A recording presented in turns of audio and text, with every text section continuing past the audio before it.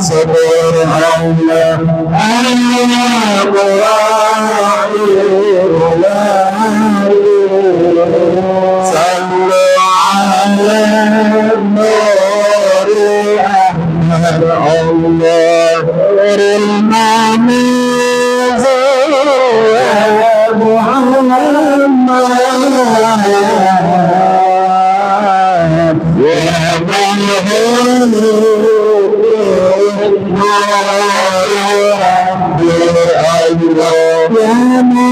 الصديق عبر اللهم صل وسلم وبارك عليه وعلى آله. الفاتح إلى روح سيدنا وحبيبنا وشفيعنا رسول الله محمد بن عبد الله وعلى آله وأصحابه وأزواجه وذريته وأهل بيته أجمعين، خصوصا إلى روح سيدنا أحمد بن عيسى المحاضر الفقيه المقدم محمد بن علي بعلوي وأصول وفروعه، وإلى حضرة النبي. الفاتحة. أعوذ بالله من الشيطان الرجيم. بسم الله الرحمن الرحيم. الحمد لله رب العالمين الرحمن الرحيم مالك يوم الدين، إياك نعبد وإياك نستعين، اهدنا الصراط المستقيم صراط الذين أنعمت عليهم غير المغضوب عليهم ولا الضالين آمين. Assalamualaikum warahmatullahi wabarakatuh. Alhamdulillah rabbil alamin. Allahumma salli wa sallim ala sayyidina Muhammadin khatamin nabiyyin wa ala alihi wa sahbihi ajma'in. Amma ba'du. Subhanak la ilma lana illa ma 'allamtana innaka antal alimul hakim. Rabbi shrah li sadri wa yassir li amri wahlul 'uqdatam min lisani yafqahu qawli wasadid lisani wa hadi qalbi bihaqqi sayyidina Muhammadin sallallahu alaihi wa alihi wa barak wa sallam. Ya man huwa fi 'uluwihi ka'in, ya man huwa fi fi'li hamid, ya man huwa fi majdihi matin. Allahumma akrimna bi nuril fahmi wa akhrijna min zulumatil wahmi warzuqna fahman nabiyyin wa hafdhal mursalin wa ilhama malaikatil muqarrabin.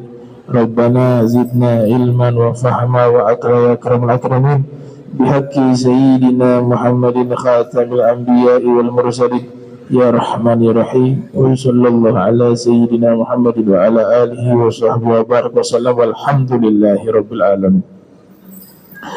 Qala al-musannif rahimahullah wa radiyallahu ta'ala anhu wa ardah wa nafa'ana bihi wa bi'ulumihi wa amaddana bi asrarihi wa a'adana min barakatihi fid darain radhiyallahu ankum. Wa qad ruwiya anna rajula ra'a busna syaukin fit tariq fanahahu ay azalahu fashakara Allahu lahu dhalika faghufira lahu. Akhrajahu al-Bukhari wa Muslimun an Sayyidina Abi Hurairah radhiyallahu ta'ala anhu wa arda. Alhamdulillah, puji syukur kehadirat Allah, salawat salam tercurahkan kepada junjungan mulia Nabi tercinta Sayyidina wa Maulana Muhammad sallallahu alaihi wa alihi wasallam beserta seluruh kerabat beliau, sahabat beliau dan umatnya. Yang kami muliakan, kami hormati Imam Masjid Al-Muttaqin Aminun Cialbar mata'allahu ta'ala bituli hayati wa umrih. Yang kami muliakan, kami hormati para habaib, wabil khusus Al-Habib Ali Al-Bar.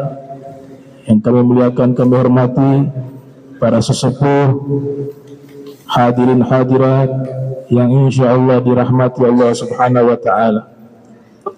Kita melanjutkan pembahasan sampai pada tema imatatul adza anit tariq sadaqah, menghilangkan gangguan di jalan adalah sedekah. Diriwayatkan oleh Imam Al-Bukhari yang lahir tahun 194 Hijriah, wafat 256 Hijriah. Juga diriwayatkan oleh Imam Muslim di dalam sahihnya yang lahir tahun 204 Hijriah, wafat 261 Hijriah. Rasulullah sallallahu alaihi wasallam bersabda, "Anna rajula ra'a gusna syaukin fit tariq." Sesungguhnya ada seseorang, dia melihat ada ranting berduri di tengah jalan. Fanahahu ay azalahu. Kemudian lelaki tersebut menggeser, ya, atau mengangkat ranting berduri tersebut. Maka Allah Ta'ala fasyakara Allahu lahu, memberikan terima kasihnya kepada orang tersebut, lalu Allah ampuni seluruh dosa-dosanya. Nah, lelaki ini dia menggeser ranting yang berduri di jalan karena takut ada orang yang menginjaknya. Nah, selagi kita ingin diakui oleh Nabi kita Muhammad SAW sebagai umatnya yang baik, kalau kita melihat di jalanan ada batu atau hal-hal yang bisa berakibat membahayakan orang, maka kita harus hilangkan bahaya tersebut, harus diangkat atau dipindahkan. Itu bahasa iman, ya. Tidak perlu yang terlalu jauh. Ma'rifatullah, mengenal Allah terlalu tinggi itu. Mengenal diri sendiri dulu deh. Ya, mengenal diri kita ini masih banyak kekurangan. Berapa banyak kita lewat ada bahaya, itu biasa-biasa saja, gak mau digeser. Tidak peduli bagaimana nanti ada orang lewat di situ jatuh dan seterusnya. Itu ma'rifat diri sendiri dulu. Ada yang buang sampah sembarangan, iya kan? Lewat di jalanan dibuang sampah, masuk ke dalam hadis ini, yaitu mengganggu, al-adza. Nah, yang menggeser gangguan, menghilangkan gangguan untuk maslahat orang banyak, Nabi katakan itu cabang dari keimanan. Menggeser, karena bukan yang dilihat menggeser batunya atau apa, tapi kebaikan hatinya, refleks iman di hati mendorong dia berbuat baik, takut orang mudarat. Makanya di saat itu Allah Ta'ala, Nabi ceritakan kisah ini, ada seorang laki-laki menggeser satu ranting pohon berduri. Allah melihat perbuatan dia itu, dan Allah ibarat kata memberikan balasan terima kasih kepada orang itu dengan diampuni dosa-dosanya. Makanya di dalam hadis ini riwayat Imam Ad-Dailami di dalam Musnad Firdaus, ya, Rasul sallallahu alaihi wasallam bersabda, iman itu bid'un wa sab'un atau bid'un wa sittun syu'bah. Iman itu sekitar 70 lebih atau 60 lebih. Kata atau di sini yang meriwayatkan ragu apakah yang Nabi sabdakan 70 atau 60.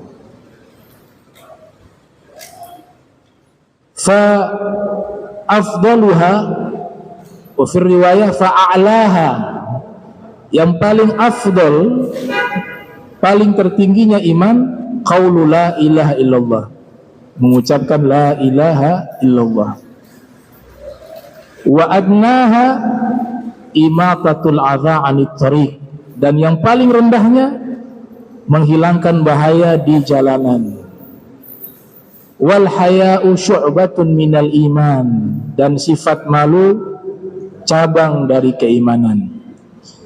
Satu hadis ini diterangkan oleh Imam Al-Baihaqi menjadi satu kitab, namanya kitab Syu'abul Iman, cabang-cabang keimanan. Jadi kalau lihat ada batu atau ada lubang di jalanan, apalagi lubangnya dalam, ya kita harus inisiatif untuk menghilangkan bahaya itu. Imatatul adza 'anit thariq. Dari Abi Dzar menyatakan, qultu ya Nabi Allah, saya berkata, wahai Nabi Allah, alimni syai'a antafi'u bihi, ajarkan kepada saya sesuatu yang bermanfaat untuk diri saya. Maka Nabi menjawab, azilil adha anit tariqil muslimin, hilangkan bahaya di jalanan bagi orang muslim. Dihilangkan. Wastahabba ba'duhum al-ityan bi kalimati tauhid inda izalatil adha. Sebagian ulama mengusulkan ketika kita menggeser bebatuan di jalanan atau ada sesuatu ranting pohon yang bisa membahayakan orang, di saat kita menggeser atau mengangkat, maka diiringi dengan kalimat tauhid, la ilaha illallah, untuk memadukan iman yang cabang iman yang tertinggi dengan cabang iman yang terendah. Tadi Nabi katakan yang paling tertinggi kan la ilaha illallah. Cabang iman yang paling rendah menghilangkan bahaya di jalanan. Para ulama mengatakan kita himpun keduanya menjadi satu. Geser sambil mengucapkan la ilaha illallah. Berarti dia sudah menghimpun iman yang paling tinggi, cabang iman yang paling tinggi dengan cabang iman yang paling rendah. Subhanallah. Wa huwa zahir in kana. Nah, ini jika benda tersebut benda yang suci, batu. Tapi kalau kotoran jangan sebut nama Allah. Makruh. Itu kalau benda yang suci, ada batu, ranting pohon. Tapi kalau najis, sesuatu yang najis, kita menghilangkan itu sambil mengucapkan nama Allah tidak dianjurkan, hukumnya makruh. Kaidah sederhana, nama Allah itu disebut harus dalam keadaan yang baik, tidak boleh dalam keadaan tidak baik. Seperti orang yang saking ngantuk yang luar biasa, ketika berzikir salah sebut nama Allah, itu makruh. Harus dalam keadaan fit, stabil, sehingga tidak salah melafadzkan. Begitu juga membaca Al-Quran. Makanya Nabi menganjurkan untuk suruh tidur sesaat. Bangun sudah fit, kemudian membaca Al-Quran. Karena takut tadi, saking lelahnya tidak fokus, sehingga lidah ini salah mengucapkan. Itu para fuqaha ada dalam kitab Al-Qirtas, ya, Syarah Ratibul Attas, itu hukumnya makruh. Wa Syekh Muhammad bin Ja'far Al-Qattani mengumpulkan hadis-hadis mutawatir dalam kitabnya Nazmul Mutanathir minal Hadithil Mutawatir. Kalau tidak salah beliau memasukkan ini juga hadis mutawatir. Hadis tersebut hadis yang mutawatir. Wa'alam annahu kama yutlabu ya anit tariq al-adha, idzalat adha anit tariq. Ketahuilah sesungguhnya sebagaimana dituntut menghilangkan bahaya di jalan, maka hal yang sama kita juga dituntut jangan membuang sesuatu yang membahayakan di jalan. Sama hukumnya. Atau mengotori lingkungan, membuang sampah di solokan, membuang sampah di jalanan. Ini Islam sudah mengajarkan, agama kita sudah mengajarkan untuk menjaga kebersihan, untuk tidak mengganggu orang. Nabi katakan orang muslim itu al-muslimu man salimal muslimuna min lisani wa yadih. Orang muslim yang sejati adalah orang-orang muslim yang lain selamat dari kejahatan lidahnya dan kejahatan tangannya. Kalau dia buang sesuatu, kejahatan tangan, akhirnya orang bisa celaka. Dia lempar batu atau membuang paku ya, untuk usahanya tambal ban misalnya, disebar paku biar pada bocor bannya untuk masuk ke bengkel. Al-adha, memberikan bahaya, hukumnya haram. Menghilangkan bahaya, hukumnya adalah kebaikan, anjuran. Al-Imam Yahya bin Muaz Ar-Razi bahkan mengatakan, idza la tastati'u an tanfa'al muslimin fala tadurrahum. Kalau kamu tidak bisa memberikan kebaikan kepada saudaramu yang muslim, tidak mampu buat kebaikan pada orang lain, maka jangan memberikan bahaya kepada mereka. Hujjatul Islam Al-Imam Al-Ghazali rahimahullah, yang lahir tahun 450 Hijriah, wafat 505 Hijriah, dalam kitab Bidayatul Hidayah mengatakan jenis manusia ada 3.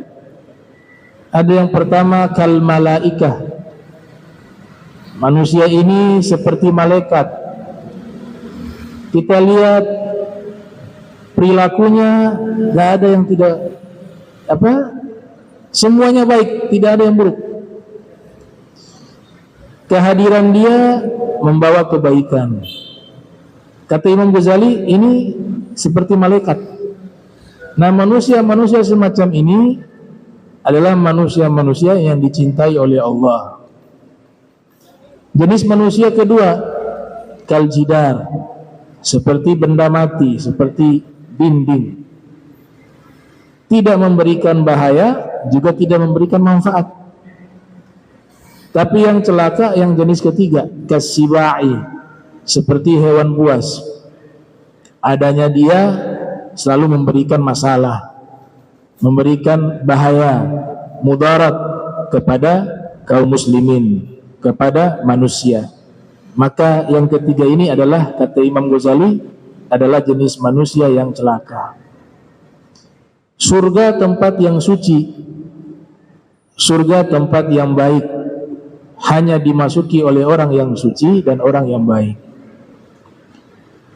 Al-jannatu la yadkhuluha illa nadhifun, atau kama qala Nabi sallallahu alaihi wasallam. Surga itu tidak dimasuki kecuali orang-orang yang bersih. Bersih secara zahir, bersih juga secara batinnya. Maka berbuat baik sekecil apapun itu bernilai sangat besar di sisi Allah Subhanahu wa taala. Saya teringat ucapannya Imam Ali Zainal Abidin Ibn Husain alaihi salam. Beliau mengatakan, innallaha ta'ala khaba'a thalathan fi thalath. Allah Subhanahu wa taala menyembunyikan 3 perkara di dalam 3 perkara. Khaba'a ridahu, Allah menyembunyikan keridhaannya di dalam perbuatan baik. Maka jangan pernah meremehkan perbuatan baik sekecil apapun. Bisa jadi di situ ada ridhonya Allah Subhanahu wa taala. Yang kedua, Allah menyembunyikan kemurkaannya di dalam maksiat kepadanya.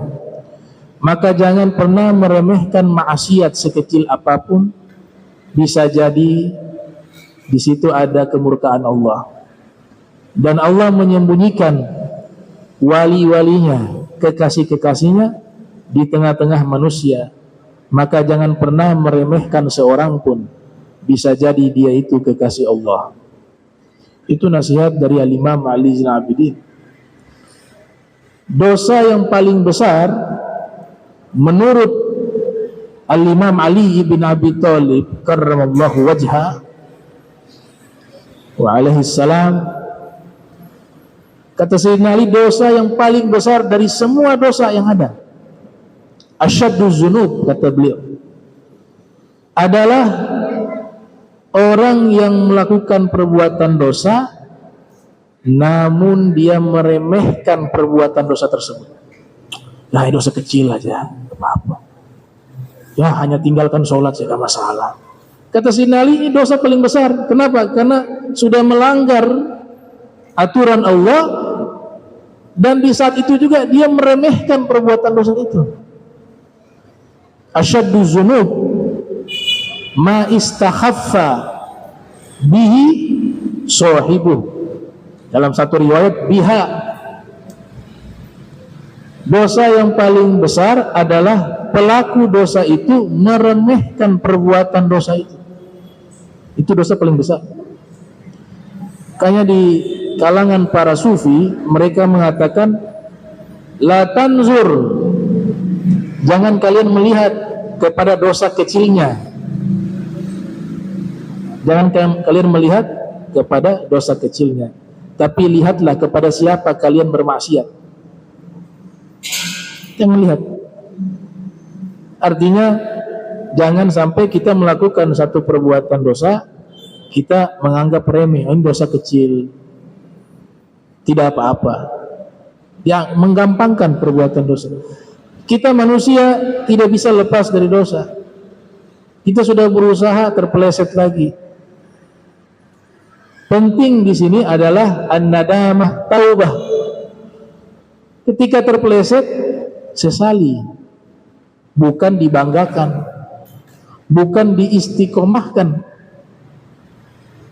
Al-Imam Al-Haddad mengatakan bahwa taqwa itu ibarat orang berjalan di lumpur. Lumpur itu dosa.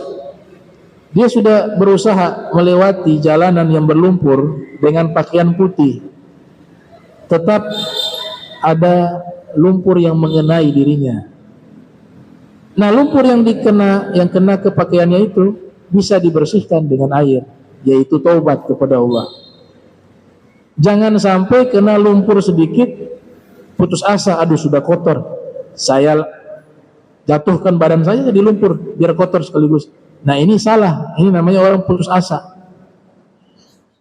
Dan mau menjaga seperti apapun, tetap ada lumpur yang akan menempel. Yang penting kita sudah berusaha hati-hati.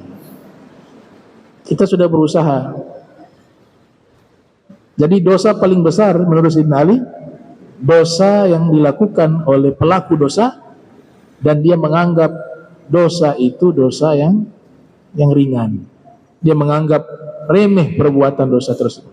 Sekalipun dosa itu menurut para fuqaha bagi dosa ada dosa besar, al-kabair. Makanya ulama mengarang kitab al-kabair, kumpulan dosa-dosa besar, karya Imam Az-Zahabi yang lahir 673 Hijriah, wafat 748 Hijriah. Ada juga kitab karya Al-Imam Ibnu Hajar Al-Haytami yang lahir 909, wafat 974 Hijriah, berjudul Az-Zawazir an Iktirafil Kabair. Ini kitab bahas kumpulan dosa-dosa besar, termasuk Al-I'lam bi Qawati al-Islam karya Ibn Hajar juga. Jadi para fuqaha bagi ada dosa besar, ada dosa kecil. Tapi untuk golongan para asfiya, para sufi yang memang levelnya orang-orang yang sudah suci, sudah dididik jiwanya, tazkiyah, bagi mereka dosa itu semuanya besar, gak ada yang kecil, gak ada pembagian dosa. Itu orang awam saja, fikih fuqaha. Untuk kita itu. Tapi untuk mereka, orang-orang yang dekat dengan Allah, bagi mereka semua dosa itu besar, gak ada yang kecil. Bahkan salah satu tokoh sufi dikutip oleh Abu Nuaim dalam kitab Hilyatul Awliya wa Tabaqatul Asfiya, bernama Imam Sahal At-Tustari. Beliau mengatakan, ma min ma'siyatin akbah indana min nisyani hadzarat. Gak ada satu maksiat yang paling buruk di sisi kami seperti kami lupa mengingat Allah. Bagi mereka lupa Allah itu maksiat yang paling buruk. Nah, itu fiqhul asfiya memang levelnya tinggi. Fiqhul fuqaha disesuaikan hukum bagi umumnya umat Islam, ammatul muslimin.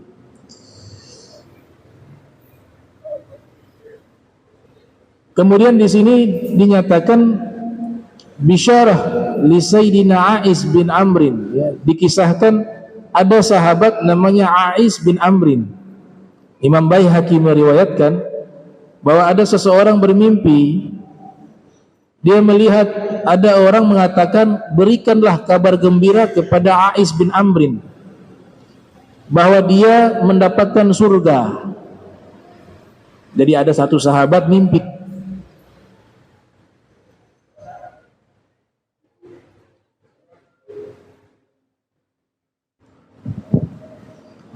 seseorang itu melihat ada orang berkata, berikan kabar gembira kepada A'is bin Amrin bahwa dia mendapatkan surga. Falam yaf'al fa'atahu fi thaniyah, falam yaf'al fa'atahu fi thalithah, falam yaf'al fa'atahu fi rabi'ah, faqala lahu lima dzalika, qala innahu la yulqi adza fi tariqil muslimin. Kemudian kesimpulannya, mimpi ini berulang. Pada akhirnya dalam satu mimpinya itu, yang bermimpi ini bertanya kepada yang membawa kabar gembira tersebut, dia dapat surga sebabnya apa? Kurang lebih seperti itu. Maka dijawab oleh orang yang menyatakan kabar gembira, innahu la yulqi adzahu fi tariqil muslimin. Dia seumur hidup tidak pernah membuat satu gangguan di jalanan kaum muslimin. Tidak pernah ganggu orang sama sekali. Bahkan A'is bin Amrin ini punya kucing peliharaan. Dia pelihara kucing. Kucingnya mati.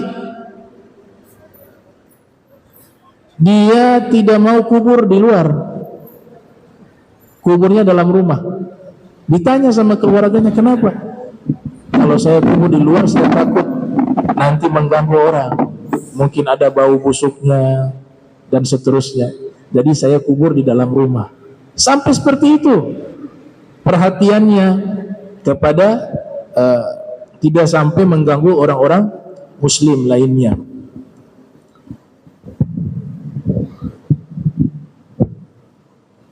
Nah, bagaimana kasusnya kalau bawa mobil tidak sengaja nabrak kucing, ya, kemudian kucingnya mati? Yang perlu kita pahami, yang namanya tidak sengaja tidak kena dosa. Gak ada kena bala, harus buka baju, kalau tidak nanti kena celaka, gak ada itu. Semua kuasa Allah, bukan dari kucing. Tapi apakah perbuatan itu bagus? Bagus. Kita menghormati, ini makhluk. Kita diwajibkan berbuat baik bukan hanya kepada manusia, tapi juga kepada hewan. Tapi jangan dikaitkan, apalagi orang tersebut tidak sengaja. Kemudian dibilang kalau tidak kau kuburkan dengan pakaianmu nanti kena bala. Lah, tidak. Dia gak sengaja. Lantas kenapa harus itu penghormatan? Dan kenapa harus dikuburkan? Ya jangan sampai mengganggu orang. Jadi bangkai penyakit. Kemudian penghormatan kepada makhluk Allah. Jangan dikaitkan dengan musibah, apalagi dia tidak sengaja. Kasihan orang gak bisa tidur tuh. Ya, apalagi di tengah hutan, dia takut, wah, mau keluar juga tengah hutan. Dia kuburkan cepat-cepat pergi. Nah, itu tujuannya penghormatan kepada makhluk, karena hewan juga mulia di dalam hukum Islam. Jangankan kucing, anjing saja itu mulia, haram dibunuh. Bahkan di dalam fikih diterangkan, kalau kita punya air satu botol cukup untuk wudhu saja, dan kita berada di tengah gurun pasir misalnya, di hadapan kita ada anjing yang kehausan. Dalam hukum fikih, anjing yang kehausan ini, air wudhu kita dikasih untuk dia minum, agar dia bisa hidup. Kita bagaimana? Tayamum. Lihat, dimuliakan. Banyak orang masuk surga sebab hewan, kan Nabi ceritakan di dalam riwayat yang sahih tentang kisah anjing, ya sudah terkenal kisah-kisah itu. Dulu ada satu sufi ahli ibadah wazahid terkenal, namanya Al-Imam Abu Bakar Ash-Shibli. Waktu Al-Imam Abu Bakar Ash-Shibli meninggal dunia, ada beberapa kerabatnya dari golongan para asfiya bermimpi berjumpa dengan Al-Imam Abu Bakar Ash-Shibli. Kurang lebih ala sabili al-hikayah, saya sampaikan dengan jalan cerita bukan riwayat. Kurang lebih ketika sahabatnya ini bermimpi, ada interview dari malaikat. Ya Al-Imam Shibli, kamu beruntung, kamu termasuk orang yang selamat, kamu orang baik, tempat kamu di surga. Saya mau bertanya, bisa? Ya. Kira-kira kamu masuk surga ini, amalan apa yang kau lakukan? Kata Al-Imam Abu Bakar Shibli, mungkin saya punya sholat. Kata malaikat, bukan. Allah sudah beritahukan kepada saya, bukan itu. Puasa, bukan. Ahli ibadah beliau. Ilmu, itu juga bukan. Lantas apa?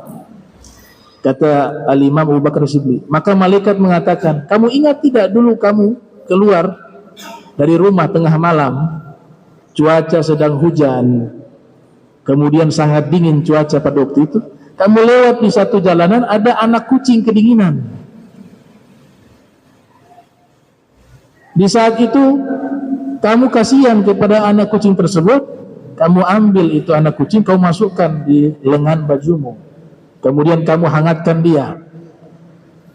Setelah itu kau bawa pulang ke rumah, kau berikan susu untuk anak kucing, kamu bersihkan dia dari kotoran di tubuhnya, sampai akhirnya dia sudah fit, dia sudah baik secara fisik.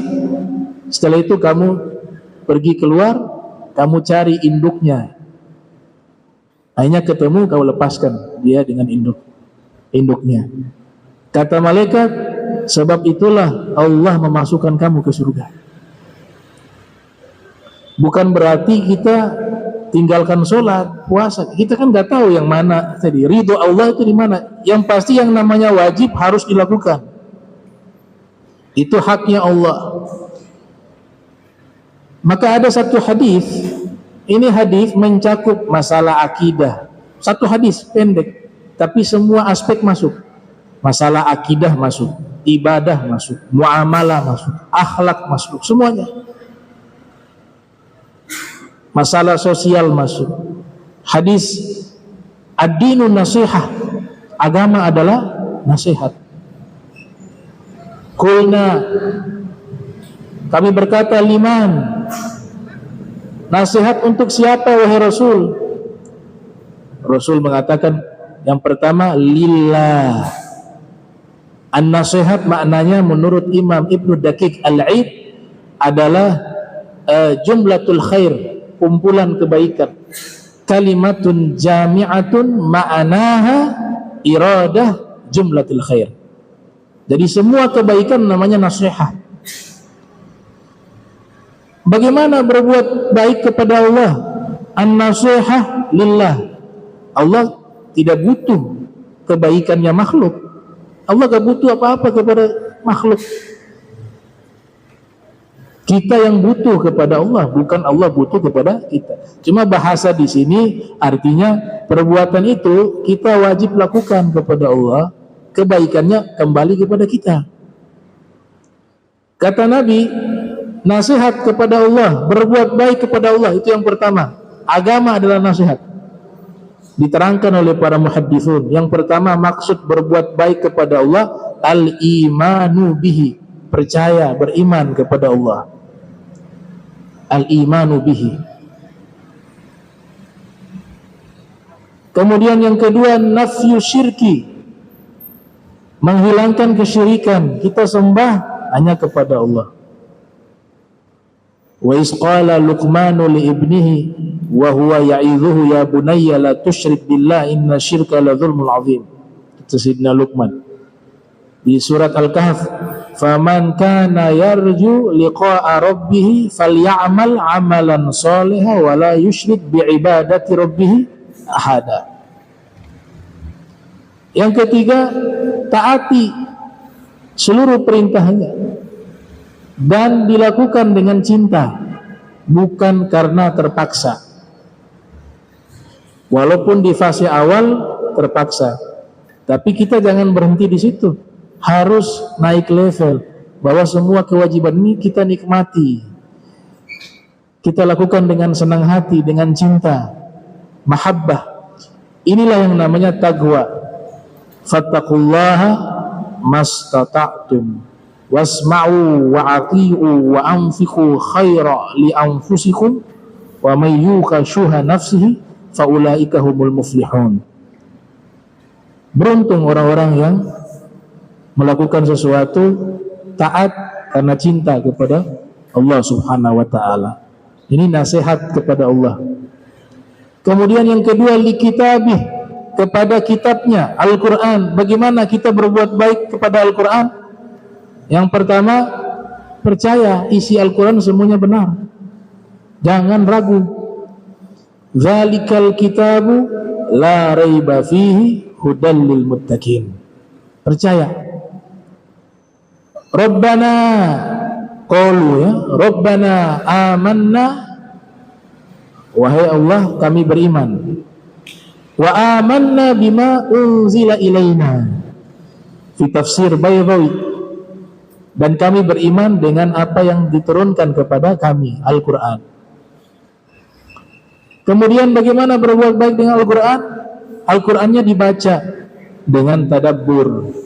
Jangan sampai masuk ke dalam ancaman sekelompok orang yang memboikot Al-Quran. Wa qala ar-rasul ya Rabbi inna qaumi ittakhadhu hadzal qur'ana mahjura. Rasul berkata, wahai Allah penciptaku, sesungguhnya kaumku mereka memboikot Al-Quran. Fi tafsir Al-Imam At-Tabari mengatakan yang dimaksud memboikot Al-Quran, Al-Qurannya tidak pernah dibaca. Itu disebut memboikot Al-Quran. Iqra'ul Qur'ana fa innahu ya'ti yaumal qiyamah syafi'an li ashabihi. Bacalah Al-Quran, karena Al-Quran akan memberikan syafaat kepada orang yang senang membaca Al-Quran. Berbuat baik kepada Al-Quran, juga beradab kepada Al-Quran. Kalau nyentuh dalam keadaan wudu, jangan dalam keadaan tidak berwudu. Letakkan di tempat-tempat yang terhormat. Allah ajarkan adab itu. Innahu Qur'anun karim fi kitabim maknun la yamassuhu illal mutahharun tanzilun mir rabbil alamin. Ini Al-Quran mulia, tidak boleh ya disimpan di tempat yang tersembunyi, tidak boleh menyentuhnya kecuali orang yang suci, dan dia turun dari sisi Allah. Tanzilun mir rabbil alamin. Adab, la yamassud Al-Quran illa tahirun. Dalam riwayat kitab Bulughul Maram karya Al-Hafiz Ibnu Hajar Al-Asqalani, ada riwayat menyatakan tidak boleh menyentuhnya kecuali dalam keadaan suci. Penafsiran suci panjang lebar diterangkan, tapi yang disepakati khususnya dalam hukum fikih itu dalam keadaan berwudu, tidak dalam keadaan hadas, baik hadas besar maupun hadas kecil. Kemudian berbuat baik kepada Al-Quran. Al-Quran dijadikan pedoman hidup. Nabi sallallahu alaihi wasallam bersabda, "Man ja'alal Qur'ana amamah qadahu ilal jannah." Siapa yang menjadikan Al-Quran sebagai pedoman hidupnya, Al-Quran menuntun dia masuk ke dalam surga. Wa man ja'alahu wara'a dhahrihi saqahu ilan nar. Dan siapa yang tidak menjadikan Al-Quran sebagai pedoman hidupnya, maka Al-Quran itu sendiri yang akan menuntunnya masuk ke dalam neraka. Na'udzubillah min dzalik. Kemudian yang ketiga, yang pertama tadi berbuat baik kepada Allah, yang kedua berbuat baik kepada Al-Quran, yang ketiga berbuat baik kepada Rasul. Ya, berbuat baik maknanya kita yang dapat kebaikan, bukan Allah, bukan Rasul, ya. Cuma ini penjelasan hak-haknya Allah, hak-haknya Rasul, hak-haknya Al-Quran di antaranya. Bagaimana berbuat baik kepada Rasul? Yang pertama, al-iman bima ja'a bihi Sayyiduna Muhammad SAW. Kita percaya atas semua ajaran yang dibawa oleh Nabi Muhammad SAW. Gak ada ragu di situ. Bahkan di dalam riwayat bukan hanya percaya, ini percaya wajib, tapi Nabi katakan selera kita harus ikut dengan ajaran Nabi Muhammad SAW. La yu'minu ahadukum hatta yakuna hawahu taba'an lima ji'tu bih. Tidak sempurna keimanan seorang di antara kalian hingga dia jadikan selera hawanya ikut dengan apa yang aku bawa, kata Nabi Muhammad SAW. Kalau kita sudah sampai level itu, ini semua ibadah nikmat, dan kenikmatan ini gak bisa dibeli. Ya, salah satu tokoh yang sudah mendapatkan kenikmatan dalam melaksanakan ajaran Islam, wanita pertama, bahkan tercatat dalam sejarah, orang yang wafat syahid pertama kali dalam sejarah Islam, namanya Sumayyah, dibunuh oleh Abu Jahal. Sumayyah ibunya Ammar bin Yasir, Sayyiduna Ammar bin Yasir radhiyallahu anhu warḍah. Beliau sudah dapat ini kenikmatan dalam menjalankan ajaran Nabi Muhammad SAW. Waktu ditusuk dengan tombak, kemudian Abu Jahal mengatakan, bagaimana, apa yang kau rasa? Dipaksa dia murtad, dia tidak mau. Diancam mau dibunuh, dia katakan, saya mati lebih baik daripada saya keluar dari agamanya Muhammad sallallahu alaihi wasallam. Laqad wajadtu halawah fi ittiba'ih, kata dia. Sungguh saya dapatkan manis yang amat luar biasa mengikuti Nabi Muhammad sallallahu alaihi wasallam. Maka ketika ditusuk, Abu Jahal mengatakan, bagaimana, apa yang kau rasakan? Dia mengatakan, saya merasakan kenikmatan mengikuti Nabi Muhammad SAW. La wajadtu halawata fittiba'ih. Ada tokoh sufi abad 1 Hijriah, masuk juga ke abad 2, Al-Imam Ibrahim bin Adham. Beliau pangeran atau raja di Balkh. Tapi ketika sudah dapat kenikmatan ini, dia wakafkan kerajaannya untuk umat. Dia gunakan pakaian suf yang terbuat dari bulu domba, kemudian mengembara dari satu tempat ke tempat lain, kemudian melaksanakan ibadah haji. Jadi mantan raja nih pernah nikmati hidup enak di masanya. Setelah dia mendapatkan kenikmatan ini, mengenal Allah, mengenal Nabi Muhammad SAW, melaksanakan ajaran Rasul dan merasakan kenikmatannya, dia mengatakan, seandainya raja-raja itu tahu kenikmatan yang saya rasakan atau kami rasakan, maka mereka akan mendatangi kami, memerangi kami untuk mengambil apa yang kami rasakan itu. Nah ini ittiba. Jadi berbuat baik kepada Rasul, percaya dengan seluruh apa yang dibawa oleh Nabi Muhammad, harus percaya. Selera kita ikut selera Nabi Muhammad. Satu sahabat gak suka sayur labu, dubba, sayur labu. Dia gak suka sayur itu. Tapi di saat dia melihat Rasul SAW menyukai sayur labu, dia perhatikan Nabi makan, ditambah lagi, ditambah. Oh, ternyata Nabi suka. Dia mengatakan, mulai hari ini dan seterusnya, inni uhibbud dubba. Mulai sekarang dan seterusnya saya cinta sayur labu. Kenapa? Karena Nabi Muhammad SAW menyukainya. Ada Sayyidina Jabir, Nabi katakan ni'mal idam al-khal, sebaik-baiknya lauk adalah cuka. Wahai Rasul, engkau suka cuka? Cuka di zaman Nabi ya, cuka terbuat dari anggur, ada yang mengatakan dari apel. Ia mengatakan benar, kata Rasul, saya suka ini cuka. Maka setelah itu Nabi pergi dari rumahnya, dia panggil istrinya, wahai istriku, penuhi dapurmu dengan cuka. Kenapa? Karena Nabi Muhammad SAW senang dengan cuka. Jadi mereka mengikuti selera Nabi Muhammad SAW. Itulah pencinta sejati. Nah, orang-orang yang semacam ini, insya Allah dia akan dekat dengan Nabi Muhammad SAW. Man ahabba sunnati faqad ahabba, wa man ahabbani kana ma'i saja. Siapa yang mencintai sunnahku, maka dia mencintai aku. Siapa yang mencintai aku, kelak dia bersamaku di surga. Wa fi riwayah man ahya sunnati faqad ahyani, wa man ahyani kana ma'i fil jannati. Siapa yang menghidupkan sunnahku, maka dia menghidupkan aku. Siapa yang menghidupkan aku, kelak dia bersamaku di surga. Masya Allah. Jadi hidupkan sunnah Nabi di saat kerusakan tersebar. Sunnah Nabi dianggap sesuatu yang aneh. Di saat itu kita hidupkan, kita dapat pahala 100 syahid fi sabilillah.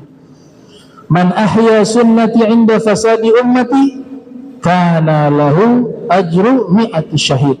Siapa yang menghidupkan sunnahku di saat kerusakan tersebar di tengah-tengah umatku, maka dia mendapatkan pahala 100 orang syahid fi sabilillah. Kemudian ittiba, ikut Nabi SAW semampu kita. Kita baca sejarah beliau, kita baca kitab Syama'il tentang sifat-sifat mulia beliau, bagaimana akhlak beliau, bagaimana perilaku beliau. Kita tiru, kita ikut, kita niru, ngikut. Allah berikan jaminan dapat cintanya Allah.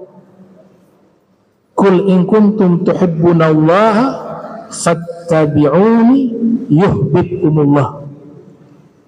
Ngikut saja, pengen saya idolakan Rasul, saya ikut semuanya. Yang Nabi buat pasti baik, dan bukan hanya baik, terbaik. Bukan fadl tapi afdal, bukan keutamaan tapi paling utama. Ketika kita ngikut dengan susah payah, kita tiru beliau, walaupun tidak mungkin akan sama dengan beliau sallallahu alaihi wasallam. Ya, beliau basyarun la kal bashar bal huwa yaqut bainal hajar. Ya, beliau manusia tapi tidak seperti manusia biasa. Beliau batu permata, kita batu kerikil. Tapi mengikuti beliau, Allah berikan cintanya kepada kita sebab mengikuti Nabi Muhammad SAW semampu kita. Dan dapat ampunan Allah. Yaghfir lakum dzunubakum. Maka Allah akan ampuni dosa-dosa kalian dengan sebab mengikuti Nabi Muhammad SAW. Imam Junaid mengatakan at-turuq kulluha masdudah. Semua jalan kebaikan tertutup illa man iktafa athara Rasulillah, kecuali mengikuti langkah jejak Nabi Muhammad sallallahu alaihi wasallam. Ini hak-haknya Rasul. Kemudian cinta kepada beliau bukan hanya cinta ke ajaran beliau saja, tapi cinta kepada sosok beliau.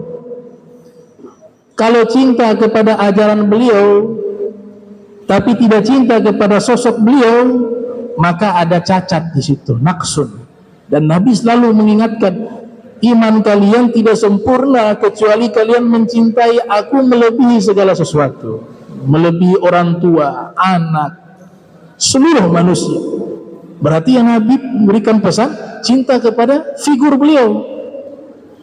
Sayang sekali kalau ada sekelompok orang hanya cinta ke ajarannya, tapi ke nabinya, ke sosok nabinya itu jarang disampaikan. Justru mencintai sosok nabi itu jauh lebih penting dibanding mencintai ajarannya. Karena kalau mencintai nabi sosok Nabi kita cintai dengan sebenar-benarnya, maka secara otomatis ajarannya pun akan kita cintai. Itu yang dimaksud oleh Imam Syafi'i, "Lau kana hubbuka shadiqan la ata'tahu, innal muhibba liman yuhib muti'." Seandainya cintamu kepada Nabi Muhammad itu benar, pasti kamu akan taat dengan seluruh perintahnya. Innal mahbub lil mahbub mahbub, war rasul mahbubil mahbub, wa muhibbul mahbubi mahbub. Kata Imam Ghazali, sesungguhnya mencintai orang yang dicintai oleh Allah akan dicintai oleh Allah, dan manusia yang paling dicintai oleh Allah adalah Nabi Muhammad sallallahu alaihi wasallam. Maka siapa yang mencintai Nabi Muhammad, maka pasti dia mendapatkan cintanya Allah Subhanahu wa taala. Jadi mahabbah, melakukan dengan mahabbah. Kemudian yang keempat, berbuat baik kepada pemimpin-pemimpin kaum muslimin yang Allah amanahkan mereka menjadi pemimpin. Kita disuruh berbuat baik kepada mereka. Dengan cara apa? Membantu mereka dalam berbuat baik. Wa ta'awanu 'alal birri wat taqwa wa la ta'awanu 'alal itsmi wal 'udwan. Kemudian orang-orang terdekat memberikan arahan, memberikan nasihat jika ada kesalahan. Diluruskan, jangan didiamkan. Baik itu pejabatnya, ulamanya. Imam Ghazali mengatakan bahwa rusaknya rakyat itu sebab rusaknya pemerintah. Rusaknya pemerintah sebab rusaknya ulama. Beliau katakan demikian dalam kitab Ihya. Innama fasadat al-muluk, innama fasadat ar-ra'iyah bifasadil muluk, wa fasadul muluk bifasadil ulama. Laula quda'u su' wa ulama'u su' laqalla fasadul muluk khaufan min inkarihim. Rusaknya rakyat sebab rusaknya pemerintah. Rusaknya pemerintah sebab rusaknya ulama dan para pejabatnya. Seandainya tidak ada pejabat-pejabat yang jahat dan ulama-ulama yang jahat, maka kerusakan pemerintah itu tidak akan ada, sebab takut akan pengingkaran mereka. Tapi mereka diamkan, makanya menjadi rusak. Tapi ini jadi bahan evaluasi diri kita, bahwa pemimpin itu cerminan rakyat. Nabi pernah katakan dalam satu hadis, kama takunu yuwalla alaikum. Sebagaimana keadaan kalian, begitulah cerminan pemimpin kalian. Kalau rakyat semuanya ini taat, atau mayoritas rakyat ini adalah orang-orang yang baik, yang taat kepada Allah, tidak mungkin Allah akan mengirim pemimpin yang jahat di tengah-tengah orang baik. Ini sabda Rasulullah Muhammad SAW. Kita percaya apa yang dikatakan oleh Nabi SAW.